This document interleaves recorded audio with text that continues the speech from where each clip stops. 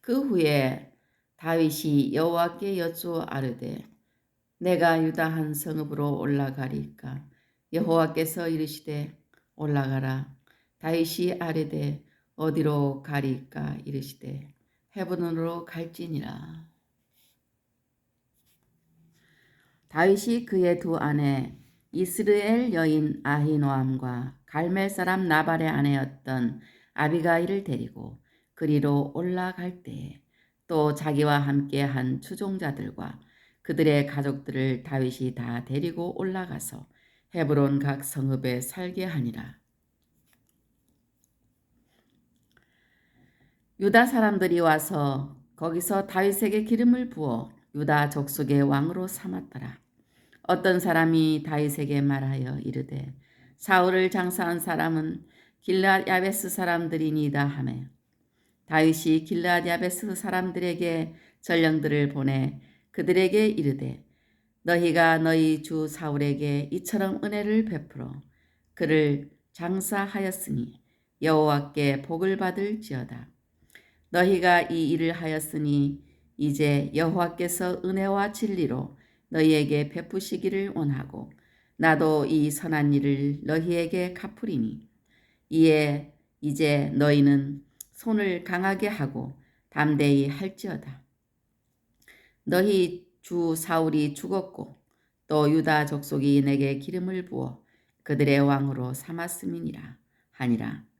사울의 군사령관 넬의 아들 아브넬이 이미 사울의 아들 이스보셋을 데리고 마하나임으로 건너가 길르앗과 아술과 이스라엘과 에브라임과 베냐민과 온 이스라엘의 왕으로 삼았더라. 사울의 아들 이스보셋이 이스라엘 왕이 될 때에 나이가 40세이며 2해 동안 왕위에 있으니라. 유다 족속은 다윗을 따르니 다윗이 헤브론에서 유다 족속의 왕이 된 날수는 7년 6개월이더라. 넬의 아들 아브넬과 사울의 아들 이스보셋의 신복들은 마하나임에서 나와 기브온에 이르고 스루야의 아들 요압과 다윗의 신복들도 나와 기브온 못가에서 그들을 만나 함께 앉으니 이는 못이 쪽이요 그는 못 저쪽이라. 이는 못 이쪽이요 그는 못 저쪽이라. 아브넬이 요압에게 이르되 원하건대 청년들에게 일어나서 우리 앞에서 겨루게 하자.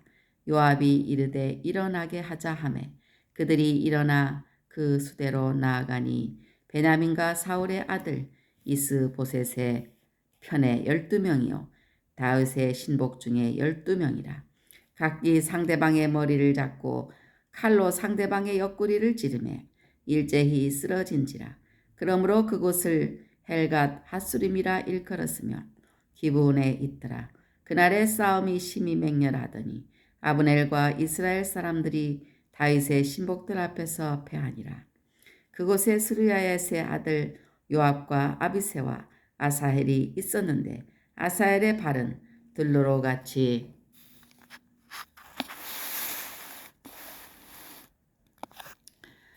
빠르더라.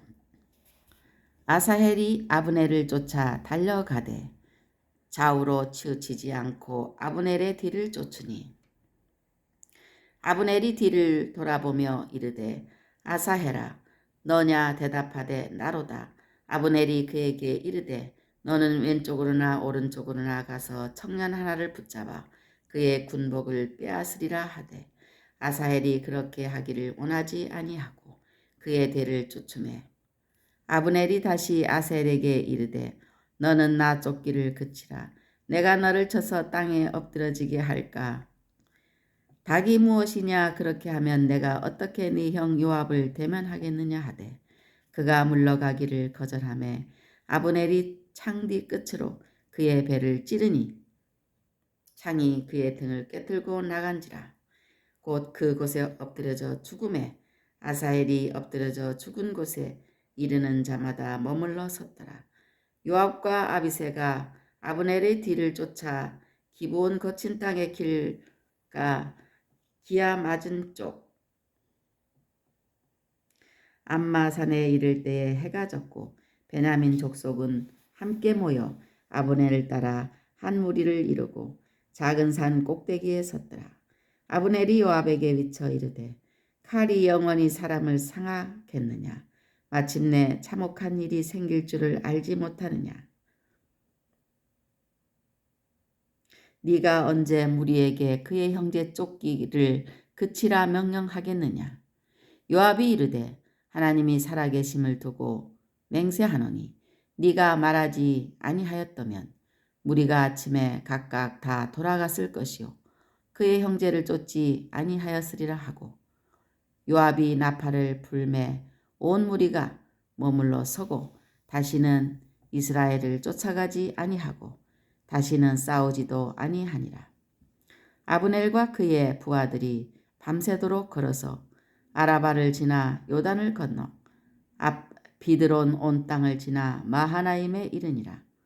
요압이 아브넬 쫓기를 그치고 돌아와 무리를 다 모으니 다윗의 신복 중에 19명과 아사헬이 없어졌으나 다윗의 신복들이 베냐민과 아브넬에게 속한 자들을 쳐서 360명을 죽였더라. 무리가 아사헬을 들어올려 베들레헴에 있는 그의 조상묘에 장사하고 요압과 그의 부하들이 밤새도록 걸어서 헤브론에 이른 때에 날이 밝았더라. 아멘.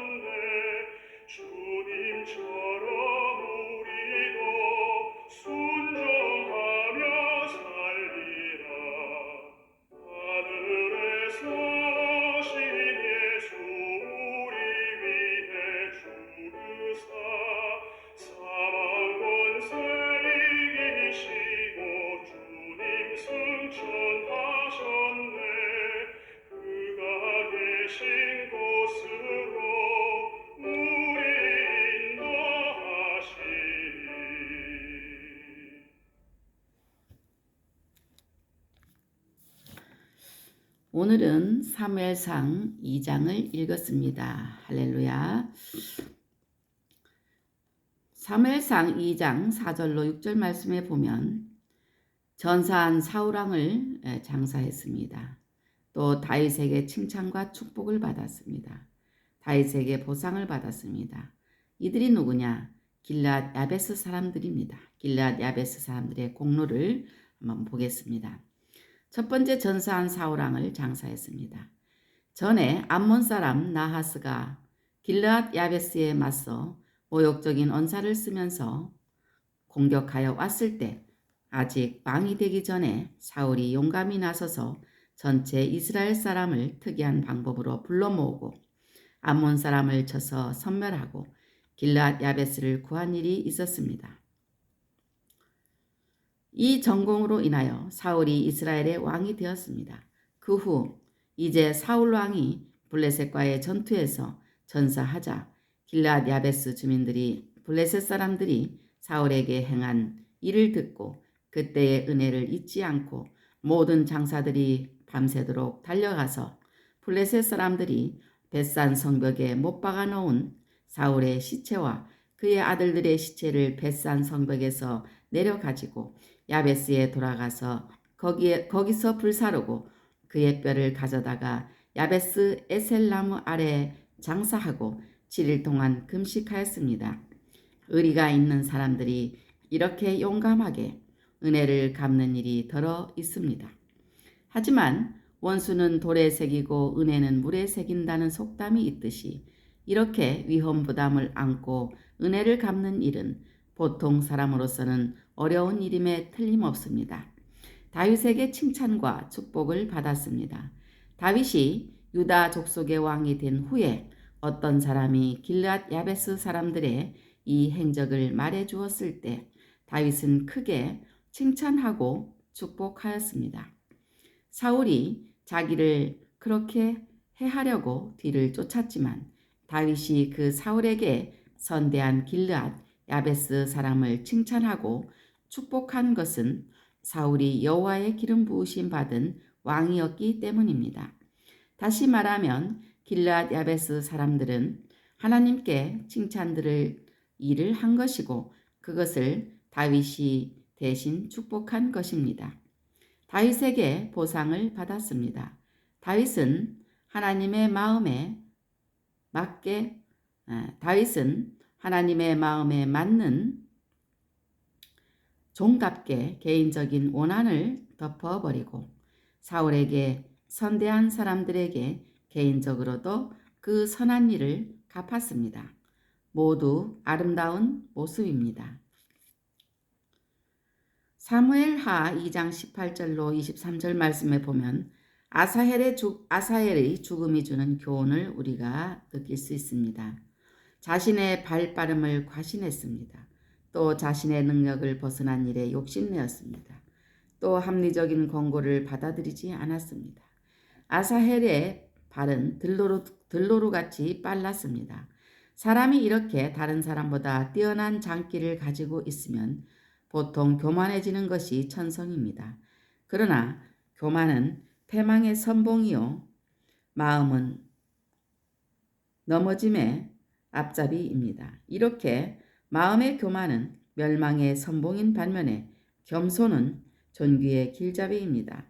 오면 욕도 오지만 교만이 오면은 욕도 오지만 겸손한 자에게는 지혜가 있습니다.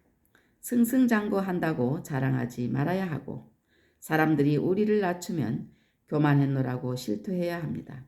하나님은 겸손한 자를 구원하시고 때가 되면 높이십니다. 지혜로운 자는 그의 지혜를 자랑하지 말고 용사는 그의 용맥을 자랑하지 말고 부자는 부함을 자랑하지 말고 여호와를 아는 것과 깨닫는 것을 자랑해야 합니다. 또 자신의 능력을 벗어난 일에 욕심내었습니다. 자신의 능력을 과신하는 교만한 자는 스울처럼 자기의 욕심을 넓히게 마련이고 족한 줄을 모르고 분수에 벗어난 일에 손을 뻗습니다. 결국 이렇게 되면 그 욕심이 잉태한 즉 죄를 낳고 죄가 장성한 즉 사망을 낳습니다. 아사헬은 상대가 뛰어난 장군인 것을 알면서도 자기의 빠른 발만 믿고 정도를 벗어난 행동을 계속하다가 죽임을 당하였습니다. 하나님은 교만하여 자랑하는 자는 제거하십니다. 또 합리적인 권고를 받아들이지 않았습니다. 미련한 자는 자기 행위를 바른 줄로 여기지만 지혜로운 자는 올바른 권고를 겸손하게 듣고 받아들입니다. 바른 권고를 듣고 훈계를 받으면 필경은 지혜롭게 될 것입니다. 아멘. 오늘도 주님 안에서 승리하세요.